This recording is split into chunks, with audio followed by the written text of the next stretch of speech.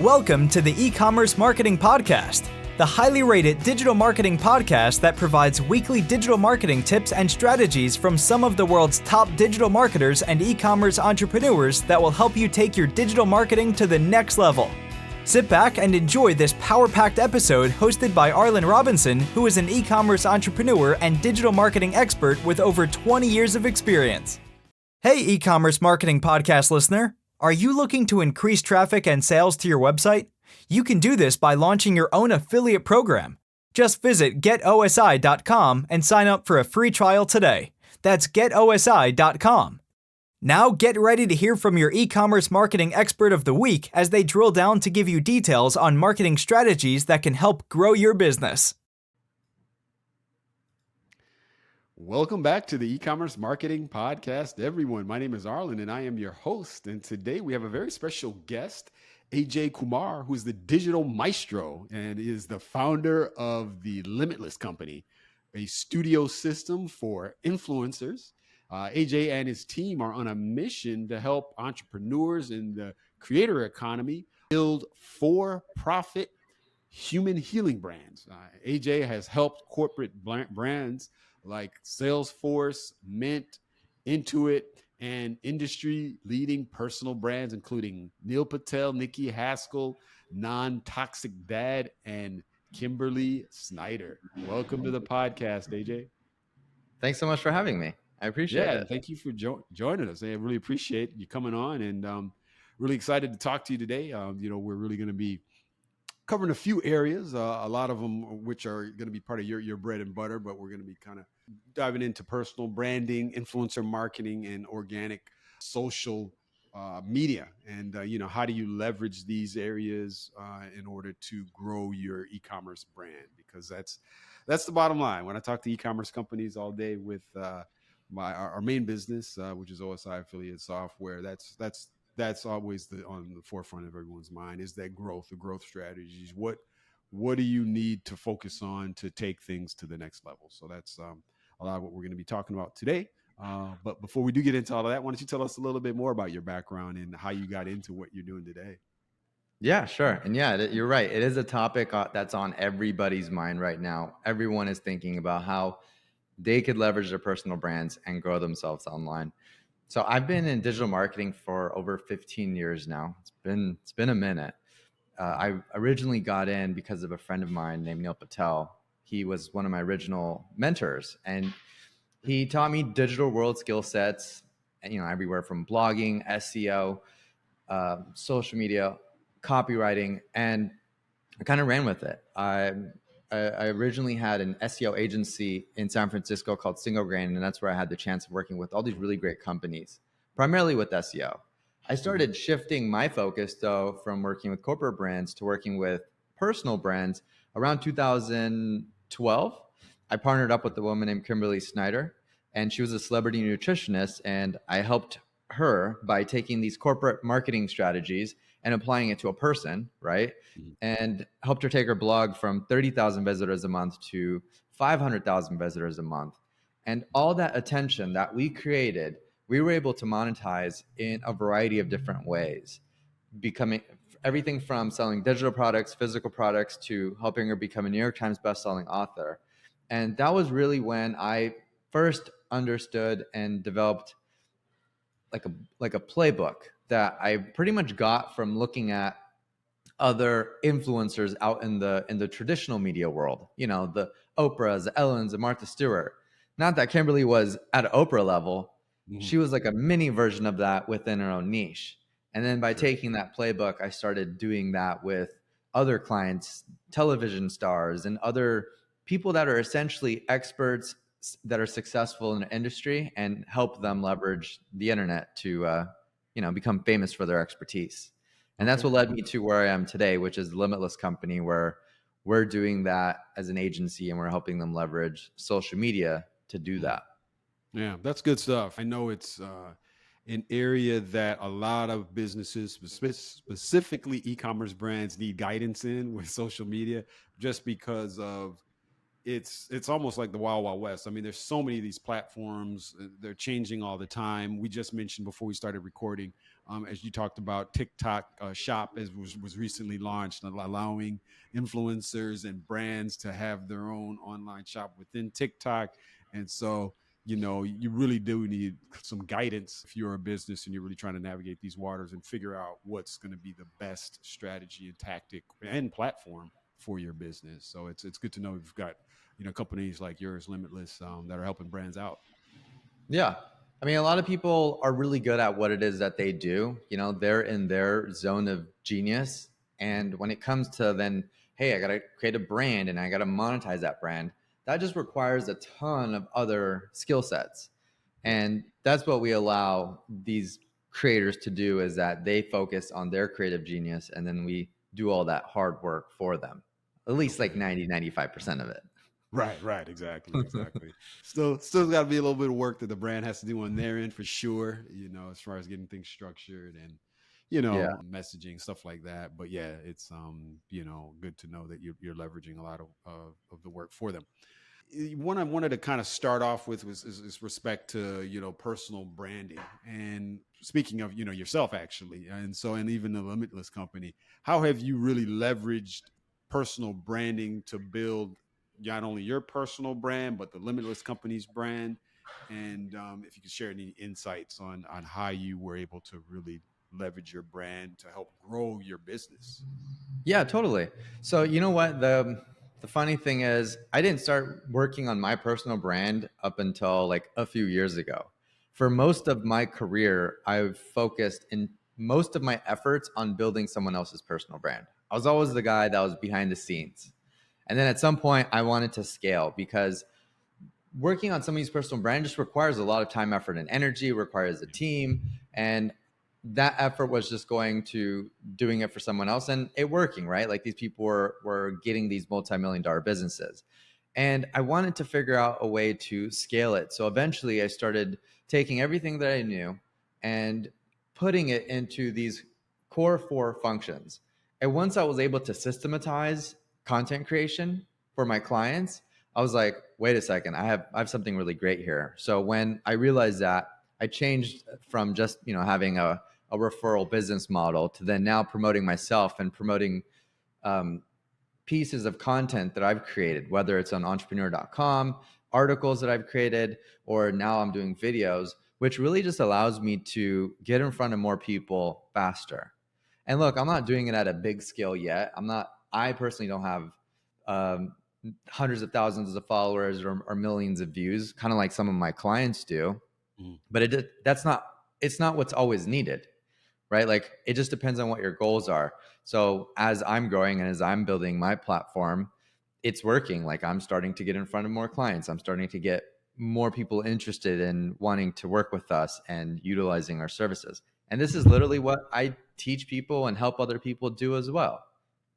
Okay. Well, yeah, that's some good stuff. Yeah, it's always I think a juggle for me when I talk to brands when they hear personal branding and they're trying to figure out, okay, yeah, I can work on my personal brand, my social profile. I can kind of push content in my personal brand that it's related to my business, but I think sometimes it's a little difficult to see how to I guess you could say kind of merge these worlds of your own personal brand with your company's brand. And let's say it's an e-commerce brand.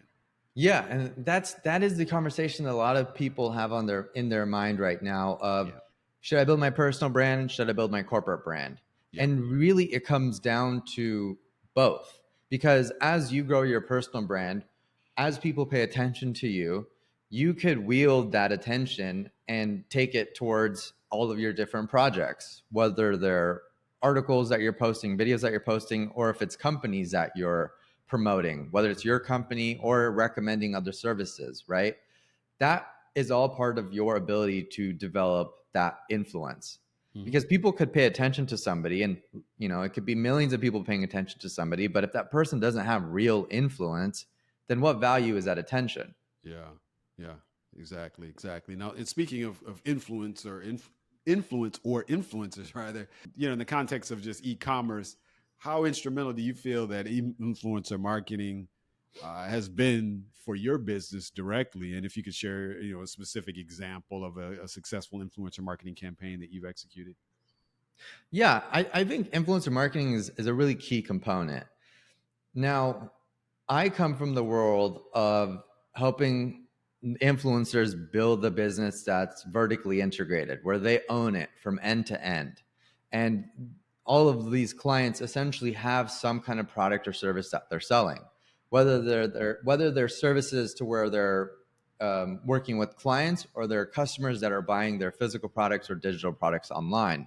But developing your persona and developing your influence, your ability to actually convince somebody or to motivate somebody to take out their wallets on the internet and make a purchase decision, a lot of that comes from the value that you're giving them and the consistency of the value that you're giving them. So for example, with Kimberly, we built up her brand, we built up a website, got a ton of traffic going in there, and then we converted that traffic into email subscribers. And then as people subscribe to those email campaigns, we start sending them more emails that continue to build that relationship with Kimberly. What occurs is a parasocial relationship. And it's us positioning Kimberly in their minds as the authority, someone that's credible, someone that has real experience that they would want to listen to. And then as we develop that audience, and as we understand the needs of that audience, the issues that they're going through, whether they're having digestive issues or skin issues or whatever it was for her, she's a plant-based nutritionist that was also in the realm of like spirituality and yoga. And as we figure out what those needs are, then we could develop products accordingly. And now we could build up our e-commerce website and have, one signature product and push that signature product out there. And as people like it and use it and feel the transformation from it, it allows us to then expand into other product offerings. Hey there, fellow entrepreneurs and B2B marketers. Before we dive back into the conversation, let me introduce you to a game changer in the lead generation arena, Lead Feeder. Now, we all know the struggle of identifying those elusive website visitors and turning them into valuable leads. But what if I told you there's a tool that not only promises but delivers on supercharging your lead generation and sales efforts? Enter Lead Feeder. Imagine having the power to identify companies visiting your website, track their behavior in real time, and seamlessly integrate it all with your CRM. Lead Feeder is not just a tool, it's your secret weapon for efficient and targeted lead engagement. What sets Lead Feeder apart? It's the ability to provide detailed insights into customer behavior, helping your sales team prioritize efforts and close deals faster. With customizable notifications, lead scoring, and GDPR compliance, Lead Feeder is changing the game. Ready to revolutionize your approach to leads and deals?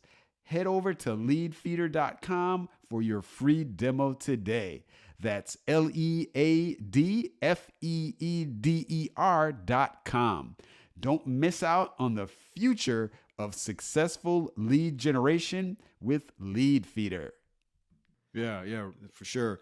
It sounds like one key thing there also that you mentioned is you took her followers and you got them opted into, her list, so that you really have more of a control over the data and the relationship, and not really relying on these third-party social platforms for the communication, whether it's the just the posts, whether it's the comments, whether it's direct messages, because, as you and I know, these platforms, they can come and go.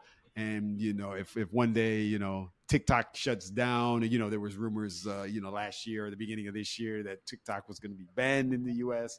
If that happens, then it's like you're kind of out of luck if they're controlling your customers and these prospects that you have, anyone that's, following the influencer. Yeah, I think you said it. You're 100% right on that. It's a lot of these platforms, especially social media platforms, they're rented, right? Yeah. What's owned is your brand. And that's something that you could get people to see frequently enough to where it gets placed in their mind, and then you own that. And then whatever platforms you go on, they potentially could be following you, right? Just depending on the kind of relationship that you have with them. But kind of like what you said, Arlen, I think it's important to, however you're building, whatever you're building, your shop, you do own that. Because if you start building on other platforms, TikTok shop is great right now, but you don't really have much control over it. Yeah, it's driving a lot of traffic, views, and customers. But as that gets more saturated, then if you put all of your eggs in just building that on TikTok's platform, it's going to put you in an uncomfortable situation once that platform changes, which it will, just like every single other platform is going to change. Right. Exactly. It's not if, it's when. We already know it's going to change. It's going to pivot. It could be here today as far as that component, and it could be totally different, tomorrow, next year. You never know. So that's very important. And speaking of these different social media platforms, with influencers like the one that you mentioned and several others I know that you've worked with, of course, they've probably amassed and even brands, they've probably amassed amount of followers just organically from people just interested in them, or maybe it's their customers, maybe it's just people that are just interested in what they're doing and they're following them just organically. They come across them on these platforms. So all that is great because that's just organic people just naturally finding you, liking what you do, purchasing your products or consuming your content. So that's awesome. But there's also paid efforts, paid promotions that you can do on these social platforms. And so how do you really balance the two? And what do you find most effective when you're trying to drive, organic traffic as well as doing these paid promotions? Yeah, so I think it's a really good question because we've come to a point in the world where you could essentially see that there is this advertising ecosystem where this direct response world exists, where this concept of return on ad spend, ROAS, exists. And it was very black and white. And it was very easy to understand. In the past decade or so, most people saw social media, the internet, as kind of a novelty. And that's why it was such a wild, wild west. And people were making tons of money selling stuff on Facebook or Instagram or just everywhere. Whereas now we're about to enter a cookieless world. Next year, Google plans to take care of that because now all these companies, all these brands are prioritizing privacy because now people are realizing, oh, all that fun novelty that I was just playing with, I was actually being harvested for a ton of data. So now that privacy is more of an important factor, the game is going to change. Yep. And most people get that advertising ecosystem, but they don't realize there's also an organic ecosystem, which I call reality, right? It's just default. It's before it was Google and it was search engines. And if you want to see if something's legit or not, you Google it, you research it. Whereas now you have also social media organic. And in the past 5 years, as TikTok introduced short form video at mass scale and how all these other platforms started copying that as well, the concept of vertical short form content is a game changer, right? People are spending 2.5 hours a day on average on social. And that means within that period of time, a person could be consuming hundreds of different pieces of content. Yeah. So when it comes to like what that balance is, I call this I call this a 3C framework: content and commerce in concert. So content is something that you always want to put out there. It's value. It's what people are going to pay attention to. And pay attention is the key word here. Because when people are paying attention to you, they're creating this relationship with you. They're liking you. And hopefully at some point they start to trust you. So as that relationship develops and as people start getting your content and you start delivering that value in the sense that you're solving their problems, because that's what really marketing is about, solving people's problems. And it could even be the problem of a person being bored, right? There's an entire massive industry, the entertainment industry, that is solving that problem of people just being bored all day. So if you're solving problems and it's working, people are going to start to pay attention. And as that happens, you could start to commercialize some of that content. So with a lot of clients I work with, we post content frequently, sometimes daily, sometimes 5 days a week.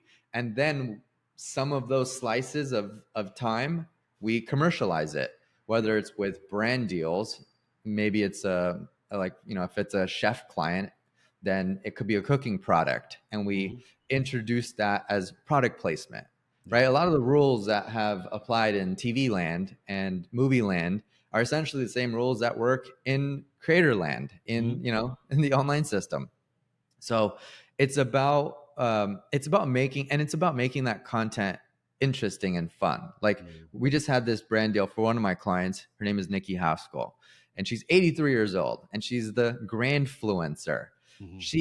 We're absolutely killing it with her. We've been averaging like 4 or 5 million views per month. I just saw a video recently that was like 13 million views. So it's like, it's doing so well. And now we're getting all of this interest from brands that want to be in front of her audience, because even though she's 83, her audience are Gen Z women, and millennial women as well. So now we've worked with a shoe company. And when we're creating ads, when you're trying to commercialize your content, it's not just like, hey, buy these shoes, but it's us creating something that is fun and interesting and gets the audience to want to engage. So I think the future of being able to blend content and commerce comes down to creating content that feels native to the brand, right? Not just like a random sponsored ad, kind of like how you saw on commercials, right? When you're flipping through and you're just seeing random commercials. Right. But the more relevant you can make those ads to your audience, the more native it feels like, meaning that, the influencers involved in the process, the more effective it's going to be. Like Neil runs one of the largest advertising agencies in the world called NP Digital. And he's been saying this for a long time, that a lot of influencer marketing campaigns, the biggest thing that they're doing wrong is that they're only leveraging the influencer on the ad, meaning that once the influencer clicks and goes to a landing page or goes beyond that ad, it doesn't feel connected. Right? So a strategy that they used a lot is putting the influencer on the landing page of the product. Right. And just that small change increases conversions. Right?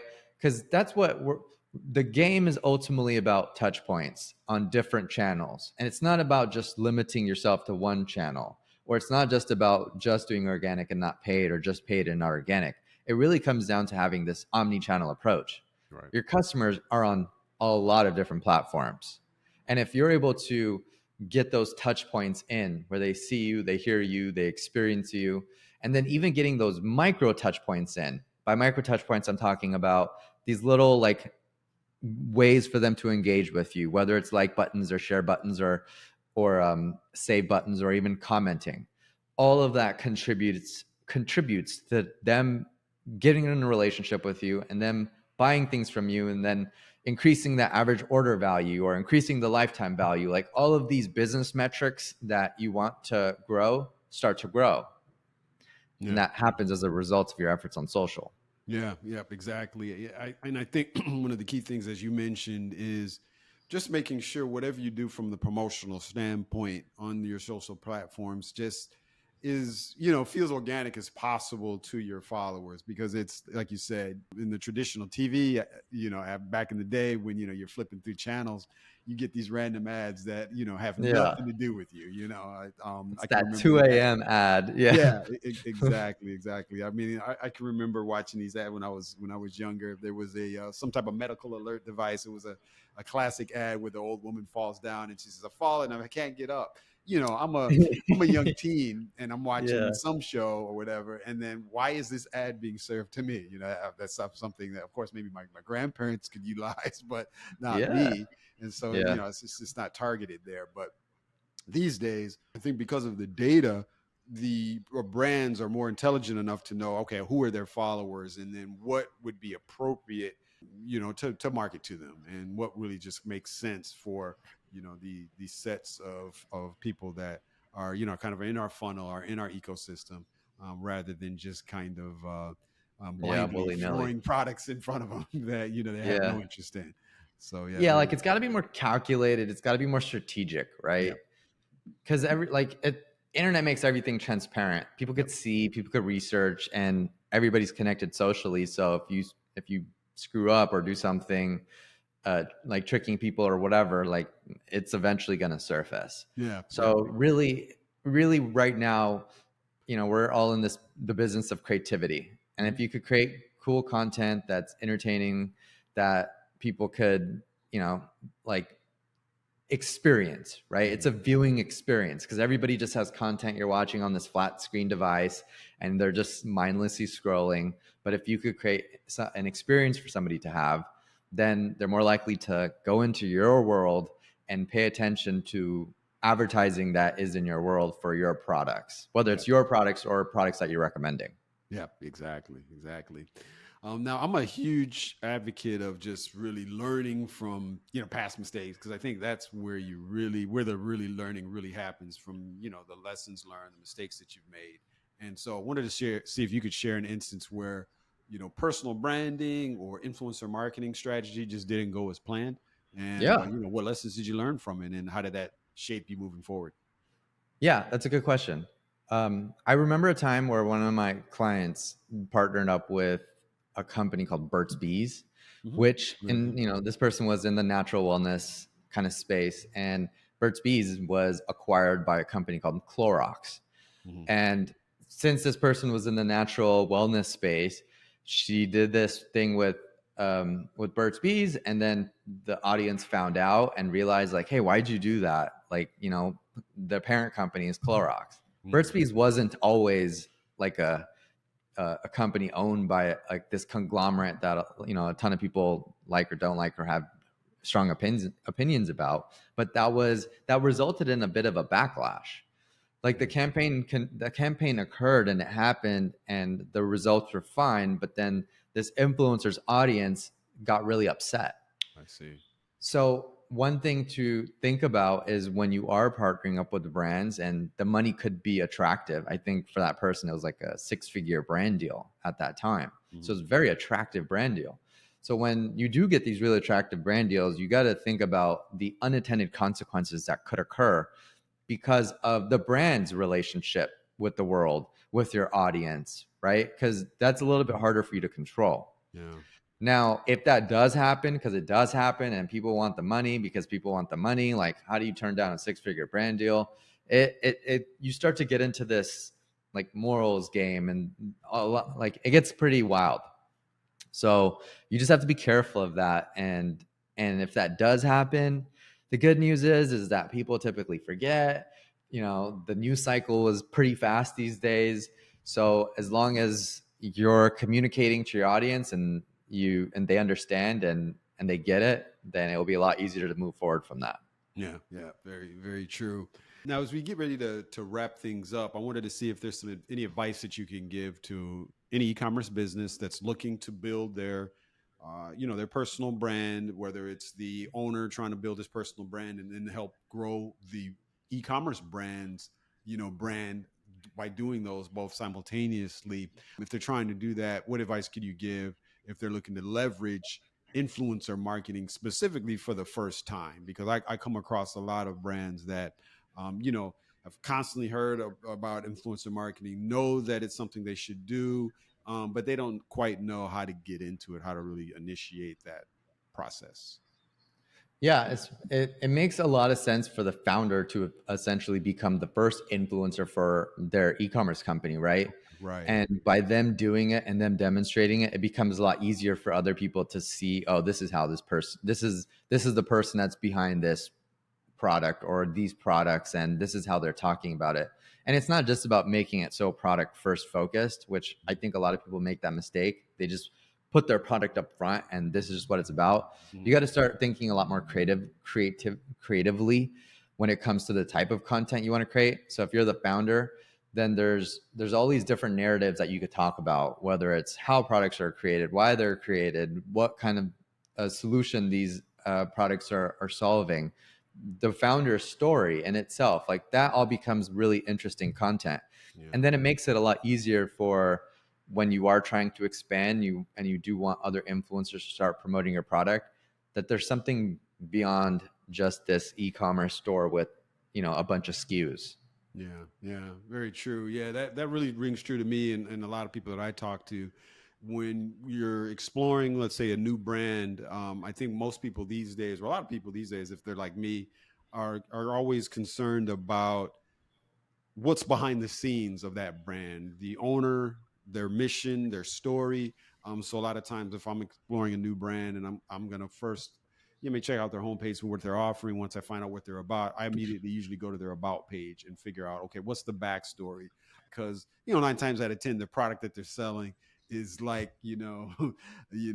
thousands of other products. They may have found a little niche there, but it's similar. So a lot of times, I'm like, okay, what's their kind of take on this? How did they get started? What was their journey? I'm always makes them different. Yeah. What's the difference between them and somebody else? Yeah. Everything in the world's practically commoditized to where, everyone's selling it's the same thing, repackage this, repackage that. So a lot of what stands out today is where you could blend in your areas of interest, because that's how social media algorithms work. They're just they're just spaces of interest on the digital landscape. Yeah. So by presenting yourself and bringing your other areas of interest, you just humanize your brand. You make it more real, relatable, approachable. Yeah. Right. Yeah. Easier to connect with a person than just a logo. Yeah, for sure. Yeah, and I really like what you said about how a brand really has to have the founder be really that first influencer.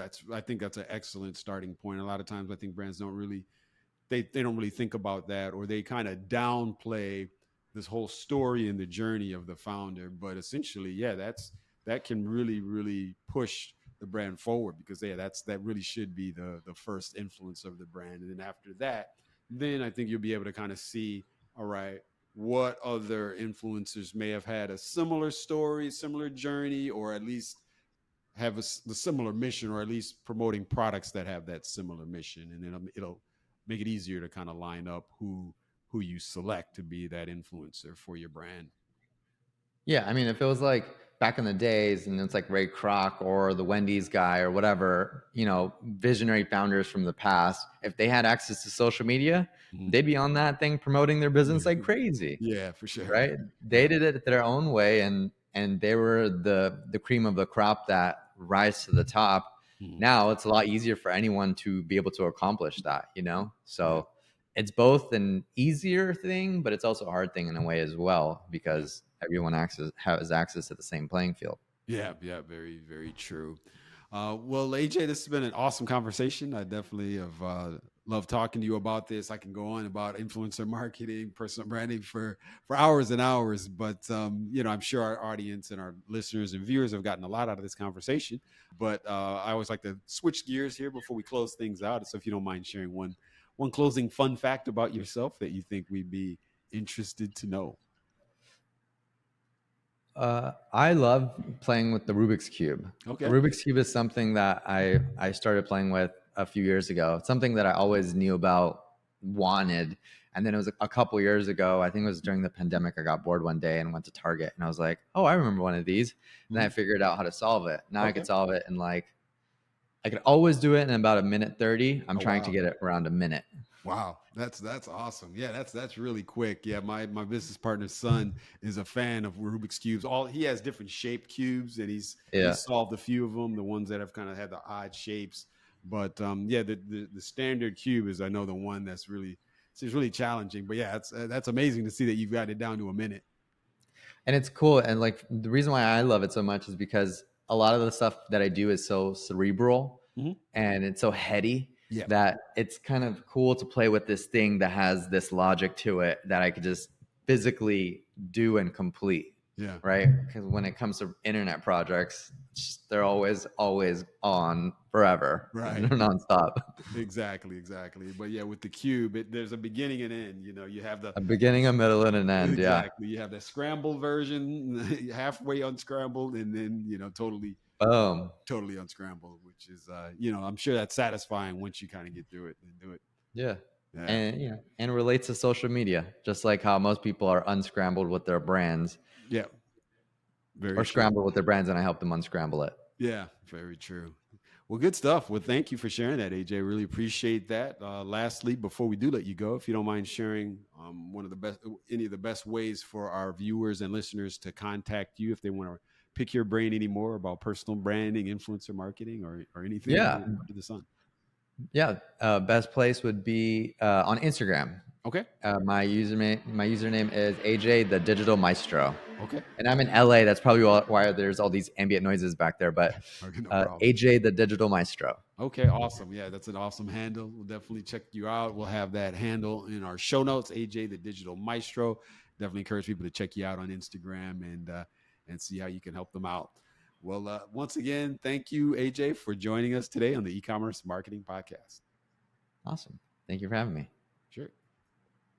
Thank you for listening to the E-commerce Marketing Podcast. If you've enjoyed this episode, be sure to rate, review, subscribe, and share it with everyone you know.